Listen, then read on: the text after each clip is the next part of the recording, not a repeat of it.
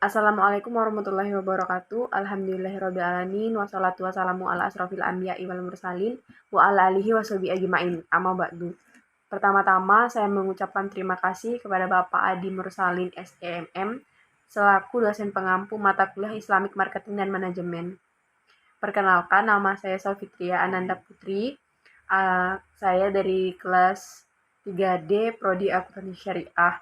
Di sini saya akan membahas tentang materi perilaku konsumen untuk pertemuan kelas 10. Baiklah, di sini saya akan membacakan Quran surat Al-A'raf ayat 31 yang berbunyi, Ya bani Adama khuzu zinatakum inda kulli masjidi wa kulu washrabu wa la tusrifu innahu la yuhibbul musrifin. Artinya adalah, wahai anak cucu Adam, pakailah pakaianmu yang bagus pada setiap memasuki masjid. Makan dan minumlah, tetapi jangan berlebihan. Sungguh Allah tidak menyukai orang yang berlebih-lebihan. Isi kandungan surah ini adalah, pada ayat yang lalu Allah memerintahkan agar manusia berlaku adil dalam semua urusan. Maka pada ayat ini Allah memerintahkan agar memakai pakaian yang baik dalam beribadah, baik ketika sholat, tawaf, dan lainnya. Allah juga memerintahkan manusia untuk makan dan minum secukupnya tanpa berlebih-lebihan. Kemudian Quran surat Al-Baqarah ayat 168 yang berbunyi, Ya ayuhan nasu kulu mimma fil ardi halalang taibau wala tattabi'u huwati syaiton innahu lakum aduwwum mubin. Artinya adalah, wahai manusia, makanlah dari makanan yang halal dan baik yang terdapat di bumi, dan janganlah kamu mengikuti langkah-langkah setan. Sungguh setan itu musuh yang nyata bagimu. Isi kandungan surah ini adalah seruan untuk memakan makanan yang halal lagi baik yang sudah disediakan oleh Allah. Selain itu, terdapat pula seruan untuk tidak mengikuti langkah setan, utamanya dalam menghalalkan dan mengharamkan sesuatu, karena mereka akan selalu menyesatkan manusia. Selanjutnya, Quran surat Al-An'am ayat 118 yang berbunyi, Fakulu mimma zukirosmullahi alaihi li in kuntum biayatihi mu'minin. Artinya adalah, maka makanlah dari apa daging hewan yang ketika disembelih disebut nama Allah jika kamu beriman kepada ayat-ayatnya. Isi kandungan surah ini adalah menjelaskan tentang persoalan makanan yang banyak diperdebatkan oleh orang-orang musyrik. Dalam surat Al-An'am ayat 118 juga menjelaskan, seseorang yang bertanya kepada Rasulullah, mengapa kami boleh memakan daging hewan yang kami sembelih sendiri dan tidak boleh memakan hewan yang dimatikan oleh Allah. Kemudian Quran surat Al-A'raf ayat 157 yang berbunyi, Allazina yattabi'unna rasulan nabiyil ummi allazi jaddirunahu maktuban indahum fit dawruti wal injili yamuruhum bil ma'rufi wa yanhahum anil munkari wa yuhillu lahumut tayyibati wa yuharrimu alaihimul khaba'isa wa yadda'u anhum israhum wal aghlallati kanat alaihim fallazina amanu bihi wa azzaruhu wa nasaruhu wa taba'un nural lazi unzila ma'ahu ulaika humul muflihun. Artinya adalah, yaitu orang-orang yang mengikuti Rasul, Nabi yang ummi yang namanya mereka dapati tertulis di dalam Taurat dan Injil yang ada di sisi mereka, yang menyuruh mereka mengerjakan yang ma'ruf dan melarang mereka dari mengerjakan yang mungkar, dan menghalalkan bagi mereka segala yang baik dan mengharamkan bagi mereka segala yang buruk, dan membuang dari mereka beban-beban dan belenggu-belenggu yang ada pada mereka. Maka orang-orang yang beriman kepadanya memuliakannya, menolongnya, dan mengikuti cahaya yang terang yang diturunkan kepada Al-Quran. Mereka itulah orang-orang yang beruntung.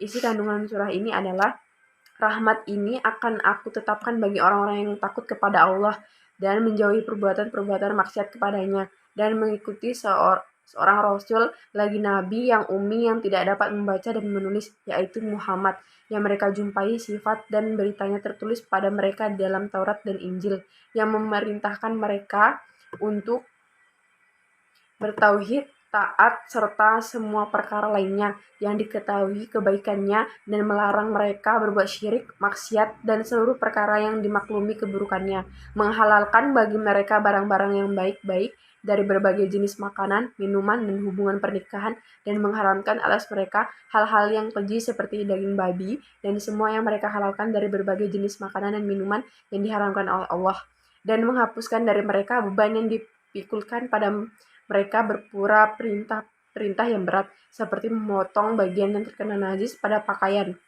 dibakarnya harta-harta rampasan perang, dan penjatuhan hukum qisas secara wajib terhadap pelaku pembunuhan, baik pembunuhan yang disengaja ataupun terjadi karena kekeliruan. Maka orang-orang yang beriman kepada Nabi yang ummi, Muhammad, mengakui kenabiannya, menghormati dan mengagungkannya, serta membelanya dan mengikuti Al-Quran yang diturunkan padanya, dan mengerjakan sunnah. Mereka itulah orang-orang yang beruntung memperoleh apa yang dijanjikan oleh Allah kepada hambanya yang beriman. Kemudian Quran Surat Al-Isra ayat 29 yang berbunyi, Bismillahirrahmanirrahim. Wala taj'al yadaka maglulatan ila unuka wala tabsutha kullal basti fataquda malumam masura. Artinya adalah, dan janganlah kamu jadikan tanganmu terbelenggu pada lehermu, dan janganlah kamu terlalu mengulurkannya, karena itu kamu menjadi tercela dan menyesal. Isi kandungan surah ini adalah, dan janganlah engkau menahan tanganmu dari berinfak di jalan kebaikan, sebagai tindakan yang menyempitkan dirimu, keluargamu, dan orang-orang yang membutuhkan, dan janganlah pula berlebihan dalam berinfak, hingga engkau memberikan apa yang melebihi kemampuanmu.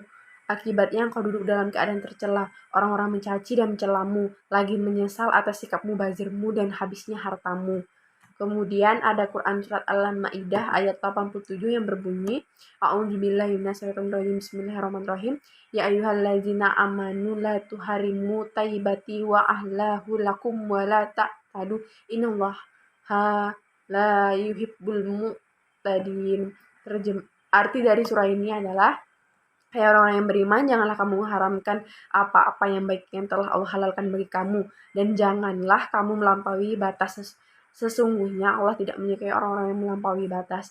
Isi kandungan surah ini adalah, wahai orang-orang yang beriman, janganlah kalian mengharamkan apa-apa yang baik-baik yang Allah halalkan bagi kalian dari berbagai jenis makanan dan minuman, serta menikahi wanita sehingga kalian mempersempit apa yang Allah lapangkan bagi kalian.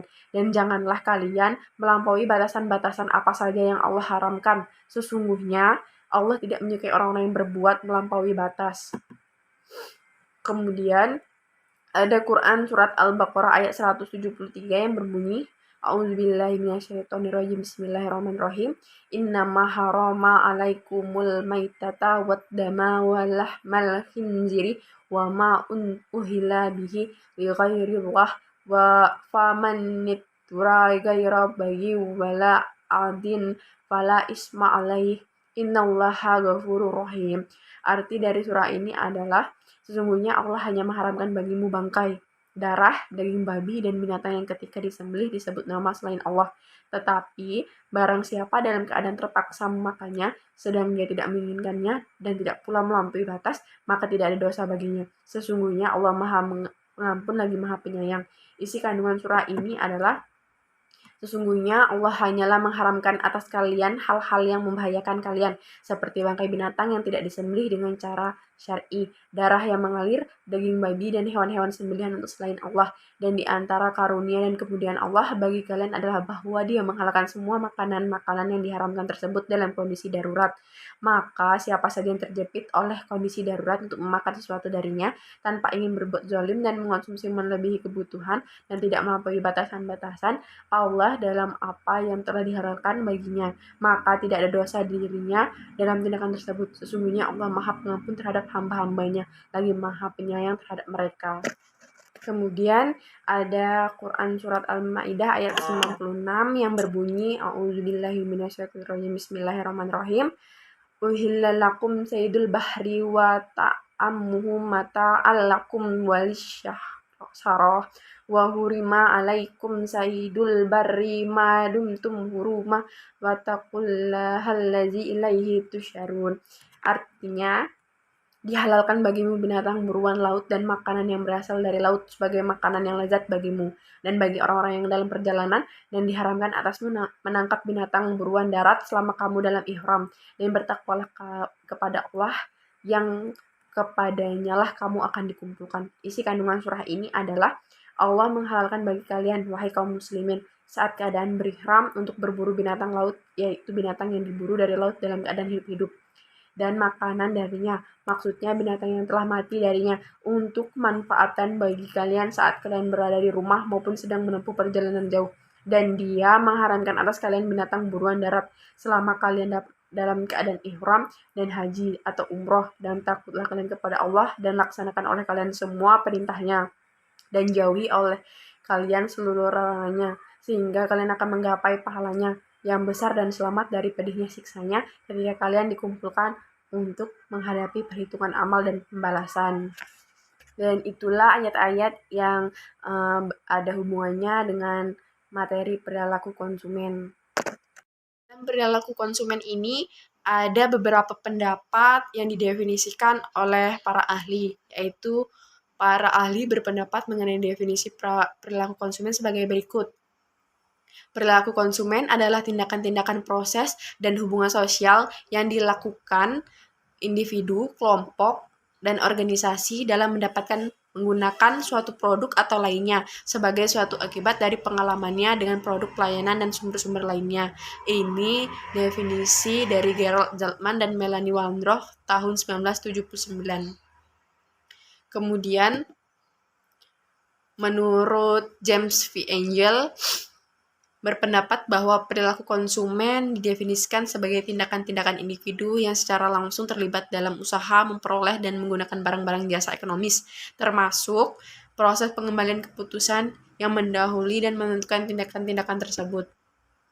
Kemudian ada menurut Schiffman dan Canuck berpendapat bahwa istilah perilaku konsumen diartikan sebagai perilaku yang diperlihatkan konsumen dalam mencari, membeli, menggunakan, mengevaluasi, dan menghabiskan produk dan jasa yang mereka harapkan akan memuaskan kebutuhan mereka.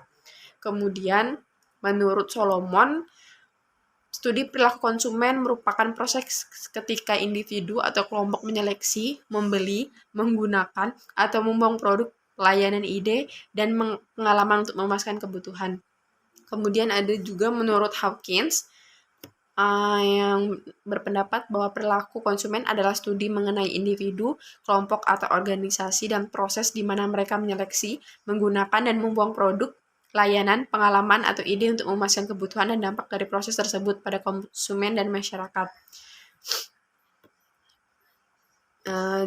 Demikian dan itulah beberapa definisi dan juga pengertian dari konsep perilaku konsumen dari para ahlinya. Dan ada juga manfaat dari perilaku konsumen bagi perusahaan, yaitu mengenai perilaku konsumen bermanfaat tidak hanya ketika mengembangkan produk baru. Studi ini juga dapat digunakan oleh produk analis untuk melakukan perbaikan dari produk yang telah ada. Berikut beberapa manfaat perilaku konsumen bagi salah contohnya perusahaan sales dan product development. Pertama, yaitu memahami perbedaan masing-masing kelompok konsumen. Dan yang kedua, mempertahankan konsumen. Ketiga, merancang program marketing yang sesuai. Kemudian yang keempat, memprediksi tren pasar. Yang kelima, meningkatkan daya saing dengan kompetitor. Yang keenam, meningkatkan customer service. Kemudian ada perilaku seorang yang mempengaruhi pembelian produk, umumnya dipengaruhi oleh 3 faktor. Yang pertama yaitu faktor pribadi. Faktor ini termasuk minat dan pendapat seseorang sebagai konsumen. Secara khusus, faktor ini juga dipengaruhi oleh faktor demografi seperti usia, jenis kelamin, budaya, profesi, latar belakang, dan sebagainya. Kemudian yang kedua ada faktor psikologis, yaitu faktor yang meliputi respon individu berdasarkan persepsi dan sikapnya terhadap kampanye. Secara khusus, faktor ini juga termasuk persepsi dan sikap individu tentang kebutuhan konsumen. Kemudian yang terakhir ada faktor sosial. Faktor ini meliputi pengaruh lingkungan hingga pengaruh media sosial terhadap keputusan konsumen. Kelas sosial, pendapatan, dan tingkat pendidikan juga tercakup dalam faktor ini. Dan selanjutnya ada sikap.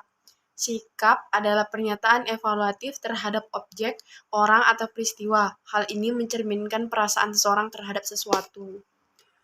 Di sini disebutkan pengaruh sikap konsumen terhadap keputusan pembelian pada online shop, menyimpulkan bahwa sikap konsumen memiliki pengaruh positif terhadap keputusan pembelian.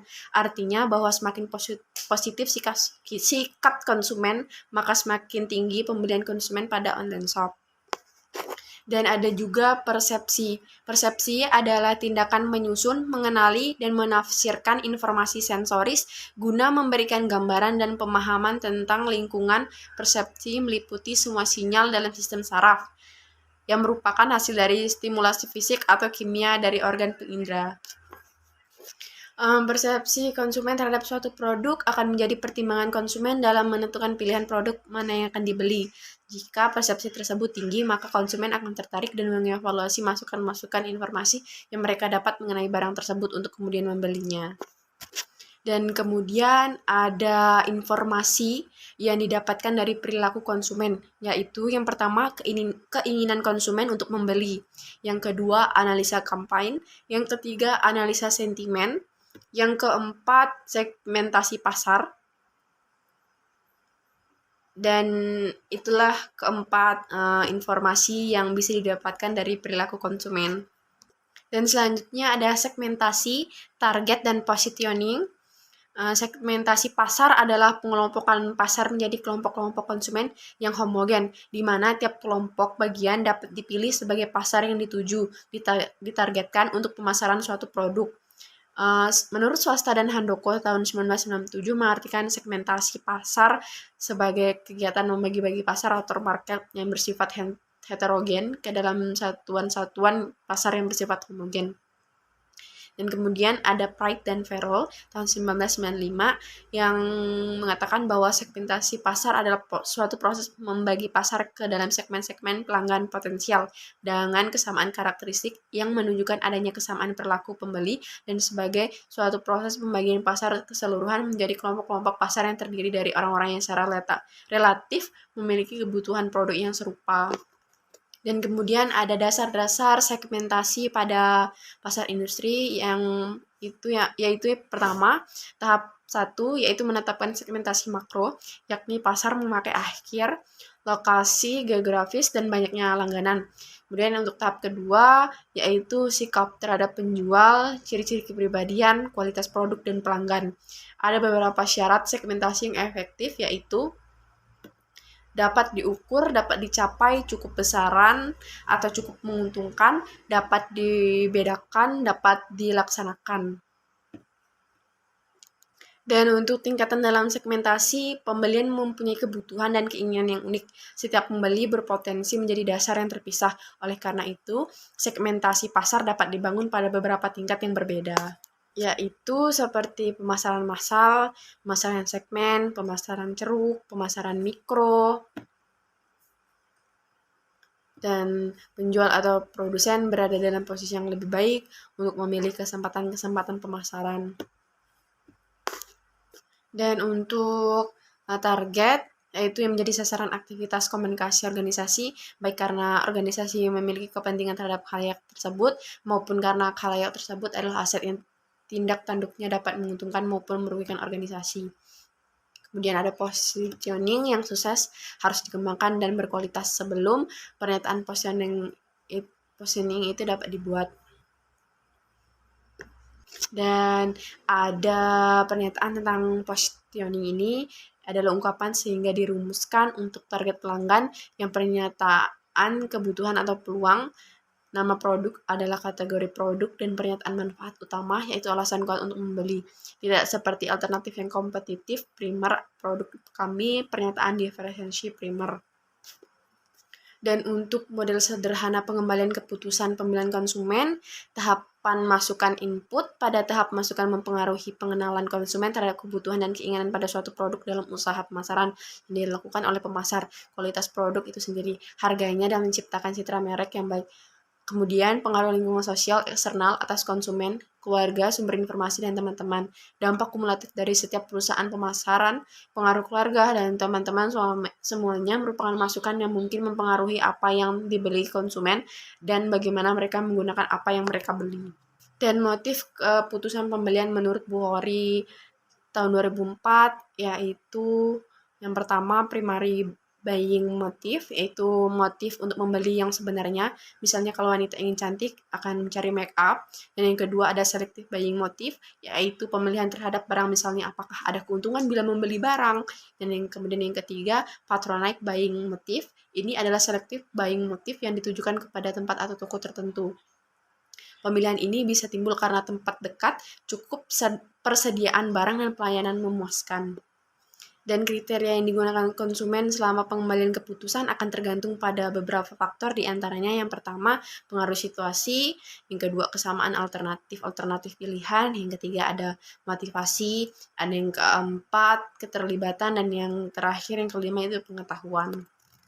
Kemudian ada 4 sudut pandang dalam menganalisis pengambilan keputusan konsumen, yaitu yang pertama sudut pandang ekonomis, dan yang kedua sudut pandang kognitif, yang keempat sudut pandang emosional, yang kelima ada kriteria evaluasi. Untuk sudut pandang ekonomis, konsumen sebagai orang yang membuat keputusan secara rasional, yang mengetahui semua alternatif produk yang tersedia dan harus mampu membuat peringkat dari setiap alternatif yang ditentukan, dipertimbangkan dari kegunaan dan kerugian, serta harus dapat mengidentifikasikan suatu alternatif yang terbaik, disebut economic man. Kemudian untuk sudut pandang kognitif, konsumen sebagai cognitive man atau sebagai problem solver, konsumen merupakan pengolahan informasi yang selalu mencari dan mengevaluasi informasi tentang produk dan gerai. Kemudian untuk sudut pandang emosional, menekankan emosi sebagai pendorong utama sehingga konsumen membeli suatu produk. Dan yang terakhir ada kriteria evaluasi berisi dimensi atau atribut tertentu yang digunakan dalam menilai alternatif pilihan. Dan ada menurut Kotler tahun 1997 ada 5 tahap proses pengembalian keputusan pembelian.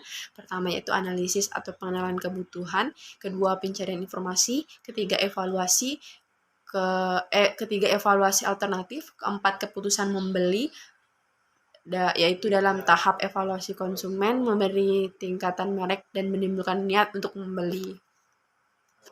Ya untuk yang setelah saya baca tentang modul perilaku konsumen, saya mendapatkan tentang pengertian dari para ahli apa itu perilaku konsumen, manfaat-manfaatnya, dan cara pengambilan keputusannya pasar, dan kemudian bagi perusahaan juga, dan menurut para ahli lainnya mengenai perilaku konsumen.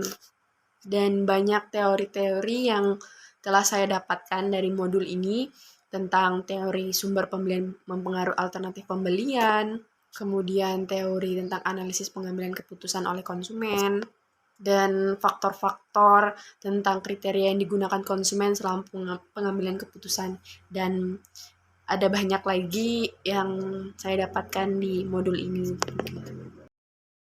Kemudian untuk ayat yang telah saya bacakan tadi, saya akan menafsirkan bahwa konsumsi dalam syariah tidak dapat dipisahkan dari peranan keimanan. Peranan keimanan menjadi tolak ukur penting karena keimanan memberikan cara pandang dunia yang cenderung mempengaruhi kepribadian manusia. Keimanan sangat mempengaruhi kuantitas dan kualitas konsumsi, baik dalam bentuk kepuasan material maupun spiritual. Batasan konsumsi dalam Islam tidak hanya memperlihatkan aspek hal haram saja, tetapi termasuk pula yang diperhatikan adalah yang baik, cocok, bersih, tidak menjijikkan. Dan untuk menurut M. Al-Manan, sebagaimana dikutip oleh Muhammad, konsumsi adalah permintaan, sedangkan produksi adalah penyediaan atau penawaran, merupakan penawaran kebutuhan konsumen yang kini dan yang telah diperhitungkan sebelumnya, merupakan insentif pokok bagi kegiatan-kegiatan ekonomi sendiri. Mereka mungkin tidak hanya menyerap pendapatannya, tetapi juga memberi insentif untuk meningkatkannya. Demikian beberapa hal yang telah saya bacakan tentang modul perilaku konsumen untuk pertemuan ke-10 ini. Dan saya mohon maaf yang sebesar-besarnya apabila ada tutur kata maupun perkataan yang kurang jelas dan sulit untuk dipahami. Dengan video record ini saya akhiri dan saya tutup. Terima kasih dan wassalamualaikum warahmatullahi wabarakatuh.